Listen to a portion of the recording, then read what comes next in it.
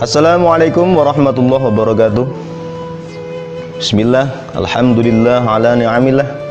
Asyhadu an la ilaha illallah wahdahu la syarikalah wa asyhadu anna Muhammadan 'abduhu wa rasuluh la nabiyya ba'dahu. Allahumma shalli wa sallim wa barik ala sayyidina Muhammad wa ala ali sayyidina Muhammad. Qala Allah Ta'ala fi kitabil karim, a'udzu billahi minasyaitonir rajim. Bismillahirrahmanirrahim. Inna nahnu nazzalna dzikra wa inna lahu lahafizun. Rabbana ma khalaqta hadza batila subhanaka faqina adzabannar. Sahabat Hikmah Jumat yang dimuliakan Allah Subhanahu wa taala. Tentunya kita tahu bahwa dalam penciptaan langit dan bumi dan apapun yang diciptakan Allah di muka bumi ini tidak ada kesia-siaan di dalamnya. Semua pasti ada manfaat maupun tujuannya. Apalagi adalah penciptaan Al-Quran ataupun diturunkannya Al-Quran di atas muka bumi ini, pasti ada maksud dan tujuannya. Adapun maksud dan tujuan Al-Quran diturunkan di atas muka bumi ini diterangkan dalam kitab As-Sulam yang dikatakan oleh Syekh Muhammad Abduh. Ada 5 tujuan pokok, ada 5 maksud daripada diturunkannya Al-Quran. Maksud yang pertama adalah ketauhidan atau tauhid, yaitu agar umat manusia itu mengenal siapa Tuhannya, siapa sesembahannya. Lam yalid walam yulad walam yakul lahu kufuwan ahad, bahwa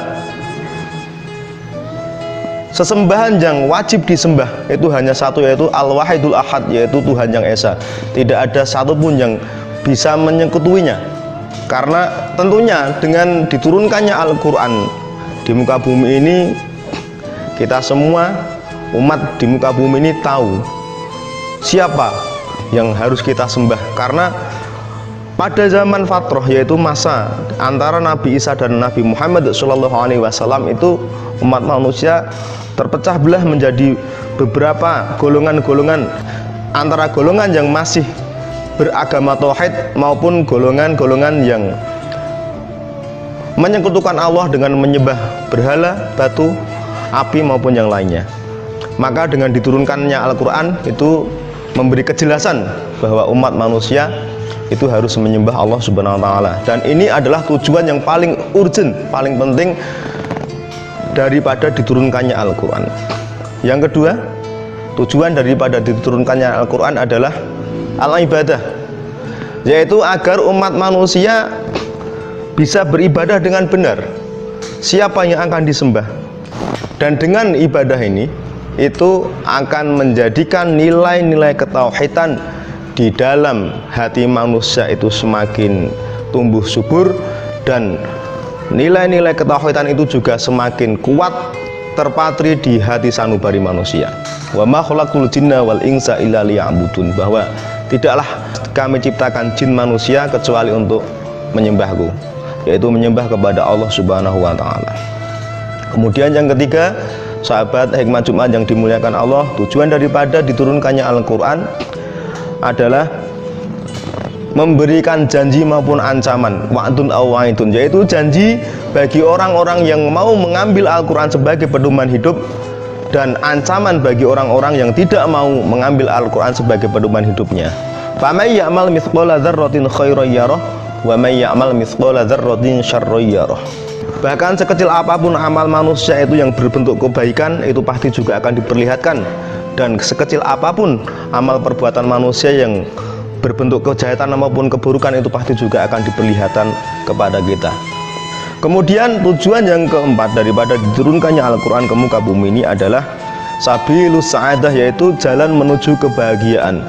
Dan bagaimana cara kita mendapatkan kebahagiaan di dunia maupun di akhirat. Wabtaghi fima ataqallahu darul akhirah wala tansa nasibaka minad dunya, bahwa apapun yang telah Allah berikan kepada kita, seyogyanya itu kita gunakan untuk mencapai, untuk mendapatkan ridho Allah, untuk mencapai kehidupan di akhirat kelak. Tetapi Di situ juga diterangkan bahwa kita tidak boleh melupakan bagian-bagian kita, bagian-bagian dari kehidupan kita, apa yang kita butuhkan untuk menjalankan hidup di muka bumi ini. Man kana yuridu thawabad dunya fa indallahi thawabud dunya wal akhir. Barang siapa yang menginginkan pahala dunia, maka sesungguhnya pahala dunia dan akhirat itu ada di sisi Allah Subhanahu wa taala.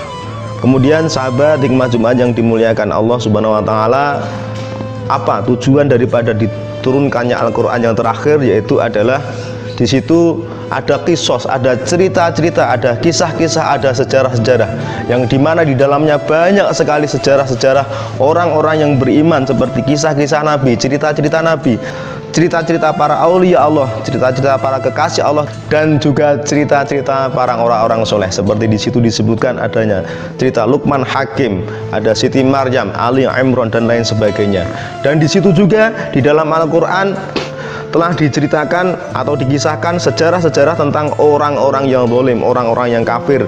Seperti diceritakan di situ ada cerita Raja Fir'aun, ada cerita Raja Namrud, ada cerita, ada kisahnya Korun dan lain sebagainya. Apa tujuan daripada cerita-cerita itu?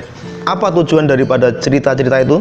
Adalah agar kita bisa mengambil iktibar, kita bisa mengambil contoh, kita bisa mengambil suri tauladan dari apa? Dari cerita yang telah disampaikan di dalam Al-Quran, sehingga kita bisa mengetahui sunnatullah yang berjalan di muka bumi ini, bahwa orang yang baik juga akan menerima kebaikan, dan orang yang berbuat jahat dan orang yang berbuat buruk dia juga akan menerima keburukannya.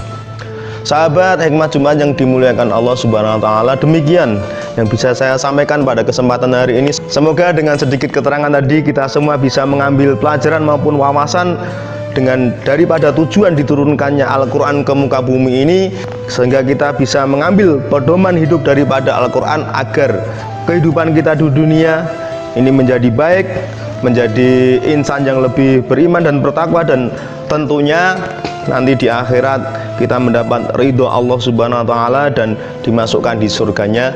Amin Allahumma amin. Ulaika jazaohum inda rabbihim jannatu adnin tajri min tahtihal anharu khalidina fiha abada radhiyallahu anhum wa radu an. Yaitu apabila kita sudah ridho kepada Allah dan Allah sudah ridho kepada kita, maka apa yang akan kita dapatkan kecuali apa yang akan kita dapatkan kalau bukan kebahagiaan di dunia maupun di akhirat. Akhirul kalam, banyak kesalahan mohon maaf yang sebesar-besarnya. Assalamualaikum warahmatullahi wabarakatuh.